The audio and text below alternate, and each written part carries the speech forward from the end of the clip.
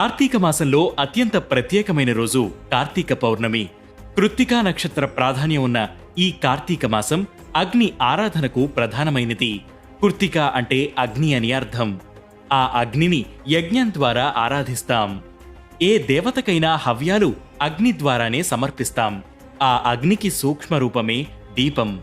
దీపం మనలోని అహంకారాన్ని పారద్రోలుతుంది. అందుకే తమసోమ జ్యోతిర్గమయ అని అంటారు. అజ్ఞానం పోగొట్టి జ్ఞానజ్యోతిని కలిగించే దీపాన్ని కార్తీక మాసంలో వెలిగిస్తే విశేష ఫలితాలు ఉంటాయంటారు.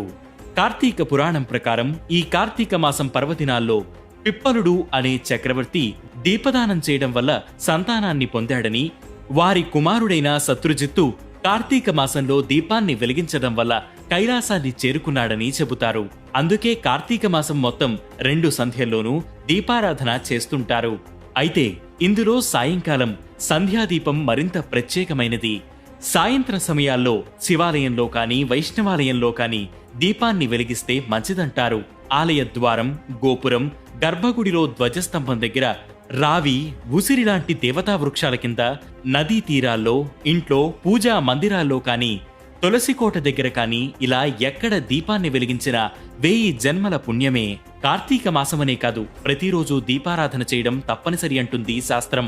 అలా నిత్య దీపారాధన కుదరకపోతే కార్తీక మాసం మొత్తమైనా, అది కుదరకపోతే కార్తీక సోమవారాలు, ఏకాదశి, ద్వాదశి, చతుర్దశి, పౌర్ణమి లాంటి తిథుల్లోనైనా దీపాలను వెలిగించమని పురాణాలు చెబుతున్నాయి. ఇది కూడా సాధ్యం కాని వారు కనీసం కార్తీక పౌర్ణమి రోజైన 365 ఒత్తులున్న దీపాన్ని వెలిగిస్తే సంవత్సరం పొడవునా దీపాలు వెలిగించినంత పుణ్యం ప్రాప్తిస్తుందని చెబుతారు. అందుకే కార్తీక పౌర్ణమి రోజు 365 ఒత్తులతో దీపాన్ని వెలిగిస్తారు.